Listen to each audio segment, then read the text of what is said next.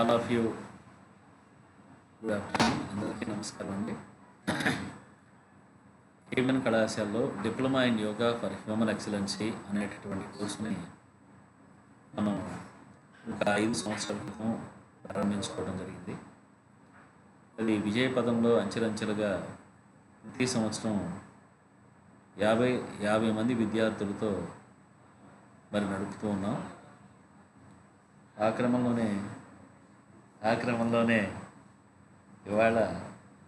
క్రమంలోనే ఈరోజు మనం ఫండమెంటల్స్ ఆఫ్ యోగా సెమిస్టర్ 1లో diploma in yoga for human excellency అనే సబ్జెక్ట్లో సెమిస్టర్ 1లో ఫండమెంటల్స్ ఆఫ్ యోగా అనేటటువంటి కాన్సెప్ట్స్ మనం చూస్తూ ఉన్నాం. మోడల్ క్వశ్చన్ పేపరు మెటీరియల్ అంతా మీకు అందించడం జరిగింది. దాంట్లో యూనిట్ 1లో మనం ఈ సబ్జెక్ట్ తెలుసుకుంటూ ఉన్నాం. యూనిట్ 1లో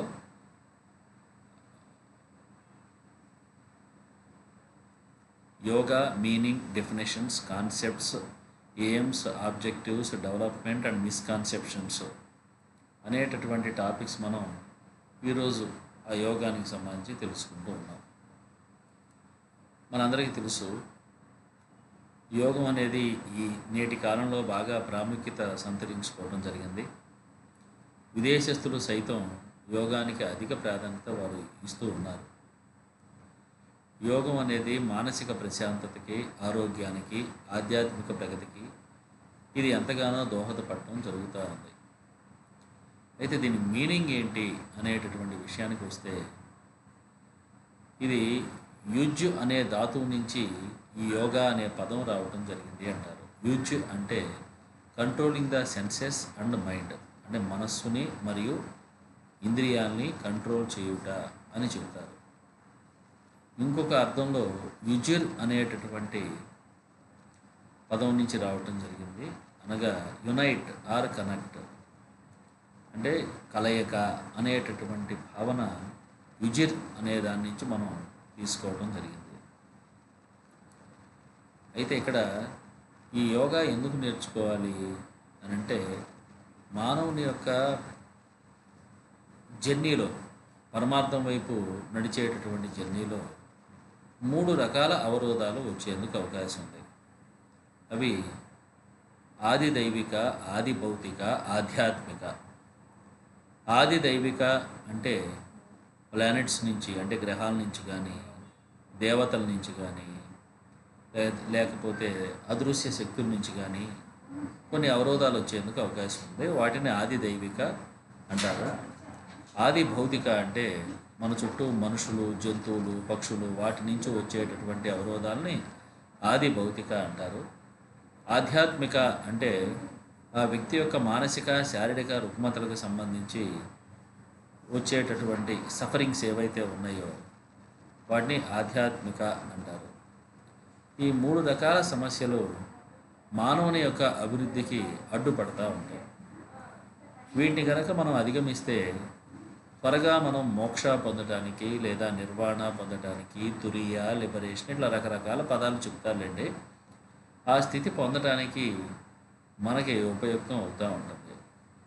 అంటే ఈ ఆది భౌతిక, ఆది దైవిక, ఆధ్యాత్మిక అవరోధాలని అధిగమించడానికి యోగం ఎంతగానో ఉపయోగపడటం జరుగుతుంది. మరి యోగానికి సంబంధించి కొంతమంది మేధావులు, మహానుభావులు, మహారుషులు వారి యొక్క గ్రంథాల్లో వివరణ ఇవ్వటం జరిగింది. ముందుగా యోగ వాసిష్టము అనేటటువంటి గ్రంథం, వశిష్ఠుడు శ్రీరాముడికి చేసినటువంటి గొప్ప ఉపదేశమే యోగ వాసిష్టము. అయితే వీళ్ళు ఏమంటారంటే, దుఃఖ సాగరాన్ని అధిగమించడానికి ఉపయోగపడేదే యోగము అని యోగ వాసిష్టం తెలియజేస్తూ ఉంది. దుఃఖ సాగరం, దాన్ని దాటడానికి ఒక బ్రిడ్జిలాగా ఉపయోగపడుతుంది యోగము అని వశిష్ఠుడు యోగ వాసిష్టంలో తెలియచేయటం జరిగింది.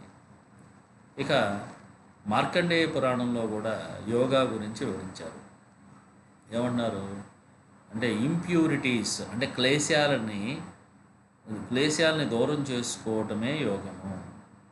ఓకే, అంటే మానవుని యొక్క మనసుకు పట్టినటువంటి క్లేశాలని తొలగించుకోవటమే యోగము. తొలగిస్తే మనకేమవుతుంది? యథార్థం అనేది మనకి తెలుస్తూ ఉంది. మట్టిలో ఏమైనా కాసు పడితే దాన్ని శుభ్రంగా కడుగుతాం.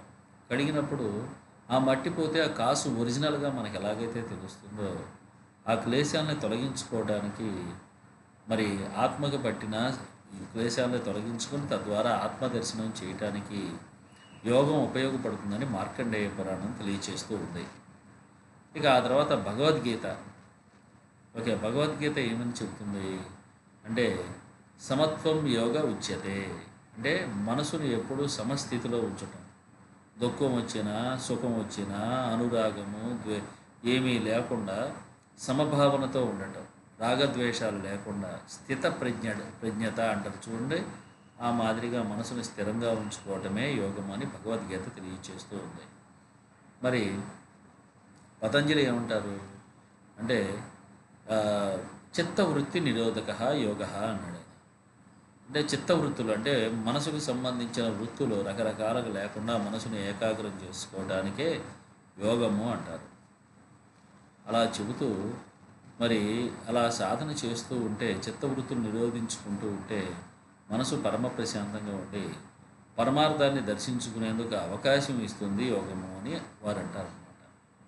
మరి అది తెలుసుకోవాలంటే తప్పనిసరిగా మరి అభ్యాస, వైరాగ్య ఈ రెండింటినీ బాగా సాధన చేస్తే అప్పుడు మనకి యథార్థ తత్వం తెలుస్తుంది అని పతంజలి మహర్షి మనకు తెలియచేయడం జరుగుతుంది. ఇంకా అదర్ డెఫినేషన్స్ కూడా కొంతమంది మహానుభావులు చెప్పినవి ఉన్నాయి. దీంట్లోనే చిత్తవృత్తి నిరోధక యోగ అన్నారు. జీవాత్మ పరమాత్మ కలయికయే యోగము అని యాజ్ఞవల్క మహర్షి చెబుతారు. యోగ వాసిష్టము మనస్సుని నిశ్చలంగా ఉంచటమే, నిర్మలంగా ఉంచటమే యోగమని యోగ వాసిష్టం చెబుతుంది. అలాగే కఠోపనిషత్తు సెన్సెస్ని, మైండ్ని కంట్రోల్ చేసుకోవడానికి ఉపకరణమే యోగము అని అంటారు. ఇక భగవద్గీత చెప్పే కాన్సెప్ట్, అయ్యా ఎట్టి పరిస్థితుల్లోనూ డిటాచ్మెంట్ అంటే నిష్కామ కర్మ చెయ్యి, అంటే ఫలితం ఆశించకుండా నీ పని సక్రమంగా చెయ్యి, అదే యోగము అని భగవద్గీత మనకు తెలియచేస్తూ ఉంది. ఇక మహానిర్వాణ తంత్ర ఏమని చెబుతుంది? జీవేశ్వర సంయోగము యోగము అని అంటున్నారు. జీవుడు ఈశ్వరుడు ఇద్దరు కలయికయే యోగము అని దాంట్లో చెబుతూ ఉన్నారన్నమాట. ఇక నెక్స్ట్ వచ్చి, what are the concepts of yoga? యోగాకు సంబంధించినటువంటి మెయిన్ కాన్సెప్ట్ ఏంటి? ముఖ్యంగా పతంజలి మహర్షి చెప్పినటువంటి కాన్సెప్ట్ ఏంటి అంటే, పతంజలి మహర్షి ఏమంటారంటే, ప్రకృతి పురుష అని రెండు ఉంటాయి. ప్రకృతి అంటే మన సెన్సెస్కి ఏదైతే కనపడుతూ ఉంటుందో దాన్ని ప్రకృతి అంటారు. అంటే కంటి ద్వారా, చెవు ద్వారా, నాలుగు ద్వారా, ముక్కు ద్వారా, శరీరం ద్వారా మనకి ప్రపంచం ఏదైతే తెలుస్తూ ఉందో దాన్ని ప్రకృతి అంటారు. దానికి మూలంగా ఉన్నటువంటిది ఏదైతే ఉంటుందో అది పురుష అంటారు. పురుష అనేది ప్రకృతికి నిగూఢంగా ఉంటుంది. ఒక చెట్టుకి వేరు ఎలాంటిదో మరి ఆ ప్రకృతి కూడా పురుష అలాంటిది. రెండు ఒకటి కాదు. ప్రకృతి మారుతూ ఉంటుంది, పురుష స్థిరంగా ఉంటుంది. స్థిరంగా ఉండి ప్రకృతిని నడిపిస్తూ ఉంటుంది.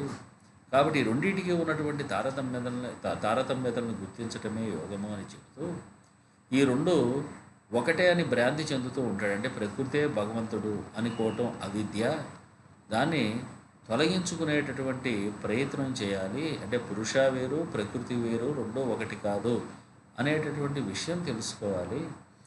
అలా తెలుసుకోవాలి అంటే మరి అష్టాంగ యోగాన్ని అభ్యాసం చేయాలని పతంజలి మహర్షి తన యొక్క పతంజలి యోగ సూత్రాల్లో అష్టాంగ యోగం అనే చిట్కాలని తెలియచేశారు. ఆ అష్టాంగ యోగం ద్వారా ప్రకృతి అంటే ఏంటి, పురుష ఏంటి, ఏది శాశ్వతం అనేటటువంటి విషయం మనకు అవగతం అవుతూ ఉంటుంది. అయితే ఈ క్రమంలో చెబుతూ ఈ ప్రకృతి పురుష రెండింటినీ వేరుగా చూడగలిగేటటువంటి స్థితి అష్టాంగ యోగ అభ్యాసం వల్ల మనకి తెలుస్తుంది.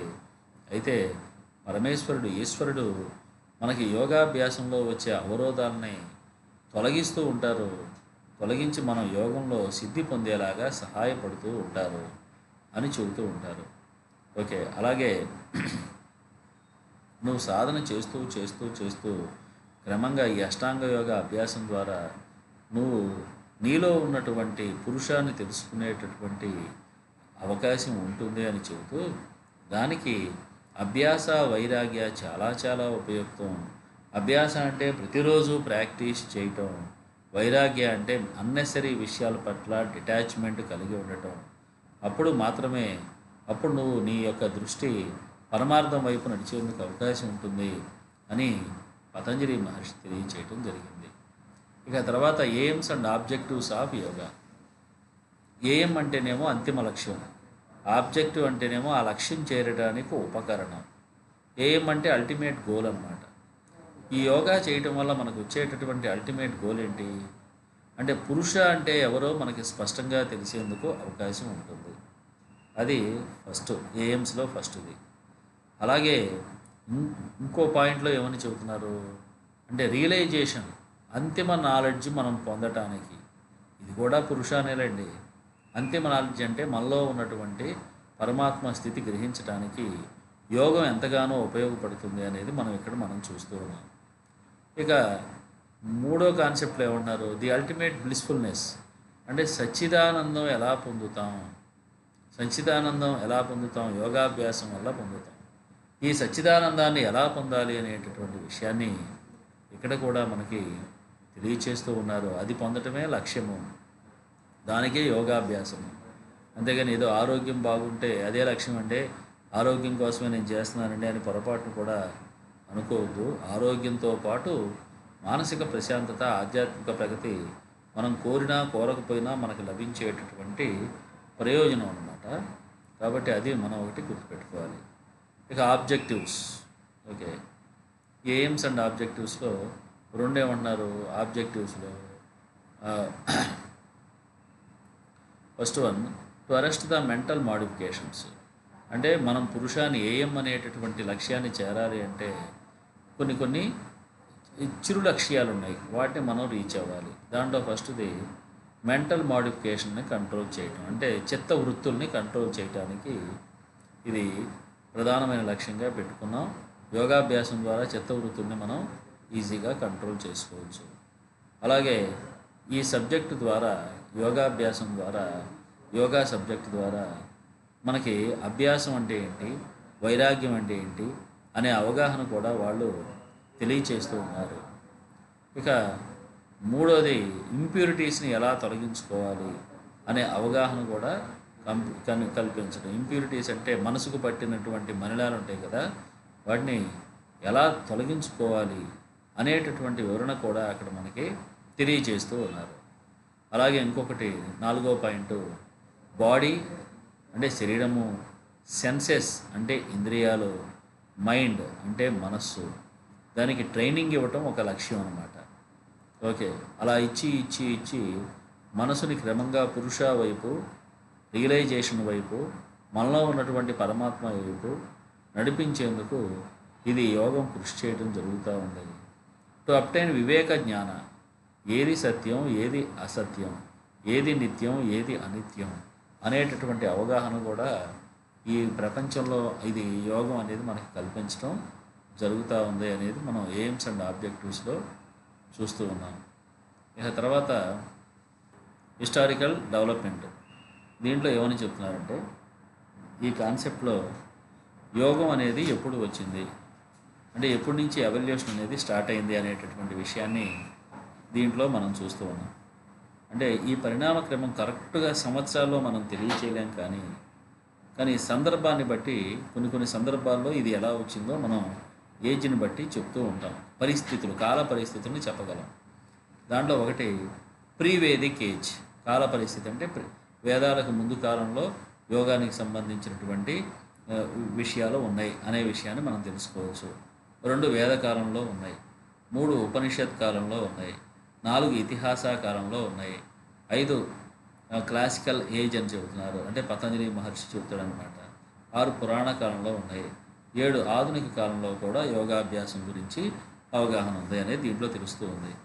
ముందు ప్రీ వేదిక్ ఏజ్ అంటే వేదాలకు ముందు మన భారతదేశంలో యోగానికి సంబంధించిన ఛాయలు ఉన్నాయి అనేటటువంటి విషయం మనకి తెలుస్తూ ఉంది.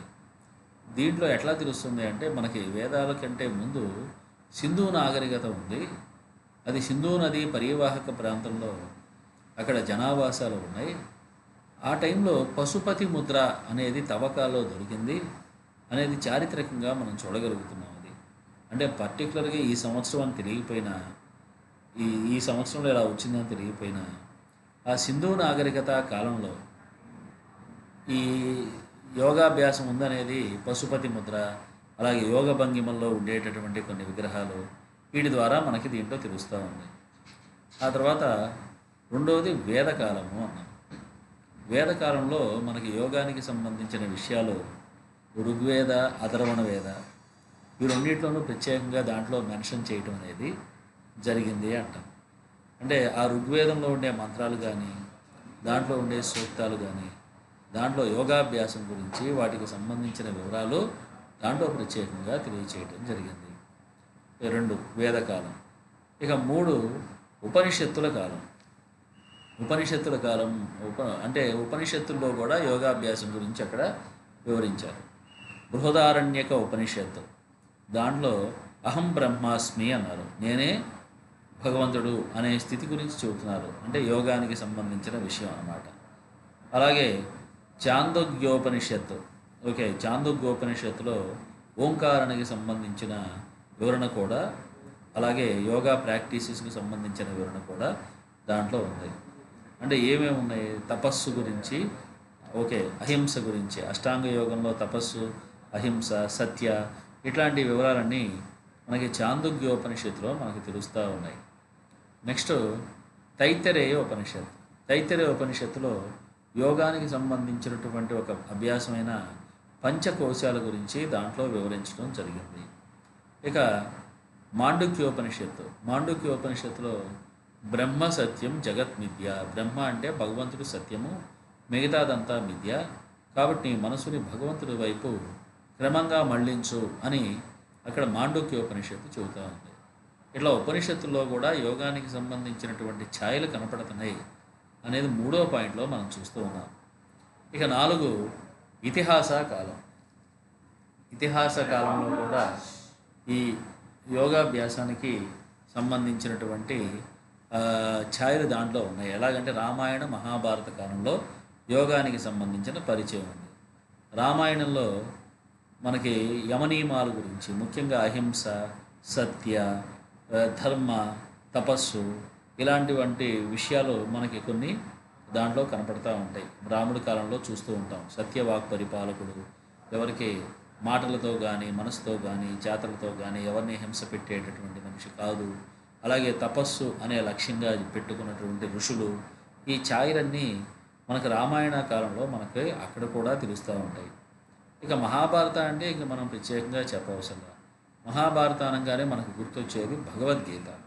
భగవద్గీతలో భక్తి యోగము, జ్ఞానయోగము, కర్మయోగము అనేటటువంటి విషయాలతో 18 అధ్యాయాలతో మనకి అందించడం జరిగింది. దాంట్లో ప్రతిదీ యోగానికి సంబంధించినటువంటి అవగాహన కల్పించే విషయాలే దాంట్లో ఉంటాయి.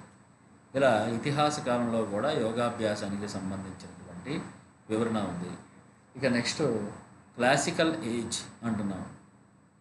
క్లాసికల్ ఏజ్లో దీంట్లో ఏమని చెప్తున్నారు అంటే పతంజలి మహర్షికి సంబంధించినటువంటి వివరణ దీంట్లో ఉంటుందన్నమాట. పతంజలి యోగ సూత్రాలు రచించి అది 4 పాదాలు చేశారు. వాటిని దాంట్లో సమాధి పాద, సాధనా పాద, విభూతి పాద, కైవల్య పాద. సమాధి పాదలో మనసుని ఎలా కాన్సన్ట్రేట్ చేయాలి అనేది, చిత్తవృత్తుల్ని ఎలా నిరోధించాలి అనేది మనం వారి యొక్క పతంజలి యోగ సూత్రాలు తెలుసుకుంటూ ఉన్నాం. సమాధి పాదలో మనసుని ఎలా కంట్రోల్ చేయాలి. 2 సాధనా పాదలో సాధనతో మనసుని ఎట్లా తిప్పుకోవాలి. 3 విభూతి పాదాలో సిద్ధుల్ని ఎట్లా అధిగమించాలి. కైవల్య పాదాలో మనసుని ఎట్లా కేవలంగా అలా ఉంచాలి అనేటటువంటివన్నీ మనం ఈ క్లాసికల్ ఏజ్లో చూస్తూ ఉంటాం. అయితే పతంజలి మహర్షి ఏమంటారంటే, మనం కైవల్యాన్ని పొందాలి అంటే, గొప్ప స్థితిని చేరాలి అంటే 8 మెట్లు ఉంటాయి. ఆ 8 అష్టాంగ యోగము అన్నారు. అష్టాంగ యోగం అంటే 8 అంశాలు అన్నమాట. యమ, నియమ, ఆసన, ప్రాణాయామ, ప్రత్యాహార, ధారణ, ధ్యాన, సమాధి. మనకి ఇది 20 మార్కులు క్వశ్చన్ ఉందండి, కంగారు పడవసలా. ఏంటంటో వచ్చేసినాయి అంటే యమ నియమ అని 8 పాయింట్స్ చెప్పారని కంగారు పడకండి. ఈ పాయింట్స్ అన్నీ మళ్ళీ మనకి ప్రత్యేకంగా ఒక 20 మార్కులు క్వశ్చన్ లాగా ఉంటుంది. ప్రతి సెమ్లోనూ ఈ టాపిక్స్ కవర్ అవుతాయి. పతంజలి యోగ సూత్రాల్లో సాధనా పాదంలో ఉన్నటువంటి అష్టాంగ యోగం అనేది 2 యూనిట్లలోనూ 2 సెమిస్టర్లలోనూ ఉన్నాయన్నమాట. ఓకే, ఇలా ఈ యమనియమాల ద్వారా, అభ్యాస వైరాగ్యాల ద్వారా మనం ప్రకృతి పురుషాన్ని, ఇందాక మనం చెప్పుకున్నట్టుగా ప్రకృతి వేరు, పురుష వేరు. పురుష యొక్క యథార్థతత్వం తెలుసుకోవాలి అంటే అష్టాంగ యోగ సాధన ద్వారా మనం తెలుసుకోవచ్చు అని మనం అక్కడ గ్రహించడం జరుగుతుంది.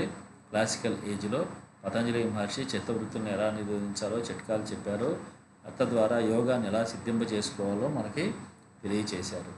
ఇక నెక్స్ట్ది పురాణిక్ ఏజ్. పురాణ కాలంలో కూడా యోగానికి సంబంధించినటువంటి వివరణ ఉన్నాయి, విషయాలు ఉన్నాయి.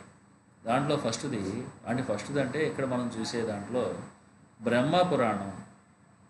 ఓకే, ఈ బ్రహ్మ పురాణంలో ఆహార నియమాలు కానీ, యోగా ప్రాక్టీసెస్కు సంబంధించి కానీ, ఎప్పుడు యోగా చేయాలి, ఎక్కడ చేయాలి, ఓకే, అభ్యాసం ఎలా చేయాలి అనేటటువంటి వివరణ బ్రహ్మ పురాణంలో ఉంది.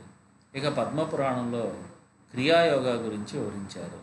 క్రియాయోగా అంటే మనసుని ఎలా నిగ్రహించటం అనే విషయంలో తపస్సు, స్వాధ్యాయ, ఈశ్వర ప్రణిధాన అనే కాన్సెప్ట్స్ దాంట్లో వస్తాయి అన్నమాట. క్రియాయోగం అంటే మనసుని మనం ఎలా నిగ్రహించాలి అనే దానికి సంబంధించిన వివరణ పద్మపురాణంలో చెప్పారన్నమాట. ఇక భాగవత పురాణంలో భక్తి యోగం అంటే పారవశ్య స్థితిలో భగవంతుడిని ఎలా మనం కలవటం అనేది, మన మనసుని కలపటం అనేది మనకి భాగవత పురాణం ద్వారా తెలుస్తుంది. ఇక తర్వాత కొన్ని పురాణాలు ఉన్నాయి. ఇంకా కూర్మ పురాణం, గరుడ పురాణం, అగ్ని పురాణం, మార్కండేయ, ఇలా రకరకాల పురాణాలు ఉన్నాయన్నమాట. ఈ పురాణాలన్నీ యోగాభ్యాసం గురించి కొంత తెలియచేయటమే కాకుండా నెక్స్ట్ దేవి భాగవత పురాణం, దాంట్లో కుండలిని యోగా గురించి కూడా దాంట్లో ప్రత్యేకంగా వివరించడం జరిగింది. కాబట్టి పురాణ కాలంలో కూడా యోగానికి సంబంధించినటువంటి వివరణ ఉంది, ఓకే, అనేది మనం ఒకటి గ్రహించవచ్చు. తర్వాత వచ్చి మోడర్న్ ఏజ్, ఆధునిక కాలం. ఆధునిక కాలంలో యోగానికి సంబంధించి మనకి తెలియచేస్తూ ఉన్నారు. ఎవరు చెబుతున్నారు అంటే గోరఖ్నాథ్, మత్స్యేంద్రనాథ్, ఈ హఠయోగానికి సంబంధించినటువంటి ప్రముఖులు అన్నమాట. వారు ఈ నాదు సాంప్రదాయానికి సంబంధించి వారు ఏం చేశారంటే ఈ హఠయోగానికి సంబంధించి వివరణ ఇచ్చారు.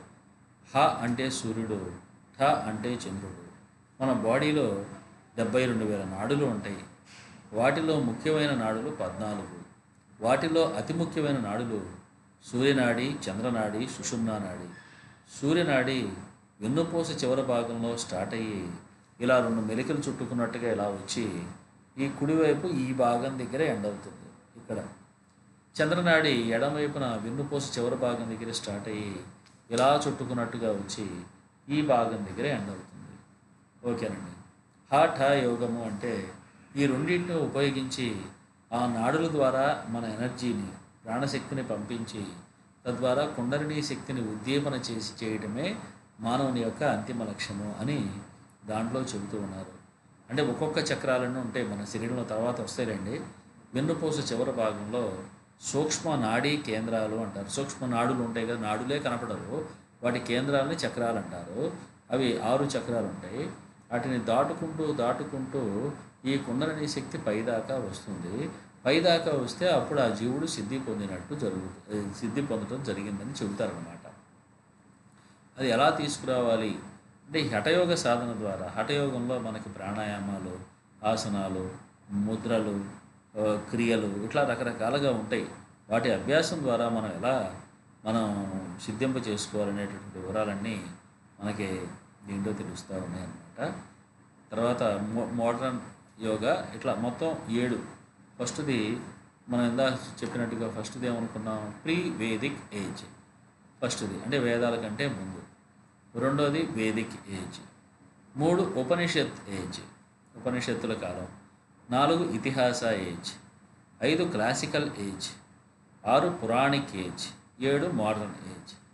అంటే ఆయా కాలాల్లో కూడా ఎప్పుడో వేదాల కంటే ముందు కాలం నుంచి ఇప్పటిదాకా 7 భాగాలుగా చేసుకొని ఆయా కాలాల్లో యోగానికి సంబంధించిన ఛాయలు ఉన్నాయి అనేది మనం గ్రహించవచ్చు. అంటే ఇప్పుడిప్పుడు వచ్చింది కాదు, దీనికి మూలం ఎంతో ఉంది అనే వివరణ దాంట్లో మనం తెలుసుకున్నాం. ఇక నెక్స్ట్ టాపిక్ వచ్చేసి మిస్కాన్సెప్షన్స్ ఇన్ యోగా, అపార్థాలు. యోగాలో వచ్చేటటువంటి అపార్థాలు ఏంటి? ఆ అపార్థాలు అంటే యోగం అంటే ఏమనుకున్నాం? చిత్తవృత్తుని నిరోధించటమే యోగము, మెంటల్ ఇంబ్యాలెన్సెస్ని కంట్రోల్ చేయటమే యోగము, ఇలా అనుకున్నాం. అయితే కొంతమంది ఏమనుకుంటారంటే నేటి కాలంలో ఒక ప్రచారం, గాలిలో ఎగరటమే యోగము, నీటి మీద నడవటమే యోగము, ముళ్ళు మీద కూర్చోవటమే యోగము, ఆహారం తీసుకోకుండా రోజుల తరబడి ఉండటమే యోగము, అలాగే ఉన్నట్టుండి మాయమైపోవటమే యోగము, ఓకే, అలాగే నోట్లోకి ఇది తాడు పంపించి ఎట్లా లాగటమే యోగము, ఓకే, ఇలా లేకపోతే నీటి మీద నడవటమే యోగము, ఇలా చెబుతూ ఉంటారండి. ఓకే, ఇవన్నీ యోగము కానే కాదు. యోగం అంటే మనసు నిశ్చలంగా ఉంచుకోగలగటం, పరమాత్మలో లయింపచేయటం. అయితే మరి ఇవన్నీ ఏమంటారు అని ఒక డౌట్ వస్తుంది. మన యోగాభ్యాసం చేసే కొద్దీ మధ్యలో కొన్ని సిద్ధులు వస్తాయి. అదేగా విభూది యోగంలో పతంజలి మహర్షి కూడా చెబుతారండి, కొన్ని సిద్ధులు వస్తూ ఉంటాయి. ఓకే, సిద్ధులు వచ్చినప్పుడు వెంటనే వాటిని మనం ఇగ్నోర్ చేయాలి, అంటే వాటిని పక్కకు నెట్టేయాలి. అలా కాకుండా ఆ సిద్ధులను చూసి గర్వపడ్డాడు అనుకోండి, గర్వపడటం అంటే ఏంటి? మళ్ళీ ప్రపంచం వైపు తిరగటం, మీకు లేనిది నా దగ్గర ఉన్నది అని ప్రపంచం వైపు తిరగటం.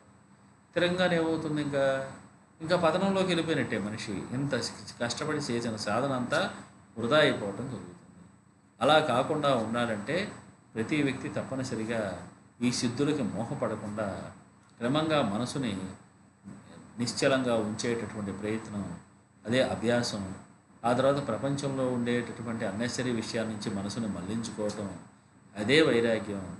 అలా చేస్తే అప్పుడు ఆ వ్యక్తి సిద్ధి పొందేందుకు అవకాశం ఉంటుంది అనేటటువంటి పాయింట్ చెబుతున్నారు. అయితే యోగాభ్యాసం చేయటానికి ఎవరు అర్హులు?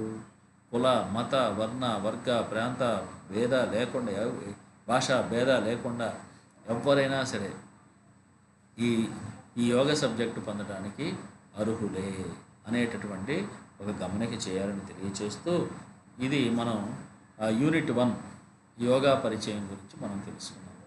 అయితే ఇక్కడ గమనించాల్సిన విషయం ఒకటి ఉంది. ఇది టకటకటకటకటగా మనం అట్లా చెప్పుకుంటూ వెళ్తున్నాం కదా, మీరు 1-2 సార్లు విని ఆ తర్వాత ఆ సబ్జెక్ట్ మీరు చదవండి. ఏదైతే ఉందో మీకు ఇచ్చిన మెటీరియల్ ఉంది కదా, అది చదవండి, మళ్ళా వినండి, చదవండి. సందేహాలు ఉంటే మనం మామూలుగా ఇక్కడికి వచ్చి ఒకసారి క్లారిఫై చేసుకోండి. మామూలుగా మన క్లాసెస్ ఉంటాయి కదా, క్లారిఫై చేసుకోండి. Okay, thank you all of you. Unit 1 మనం కంప్లీట్ చేసుకున్నాం. మళ్ళీ యూనిట్ 2 అనేది మళ్ళీ నెక్స్ట్ మనం స్టార్ట్ చేసుకుందాం.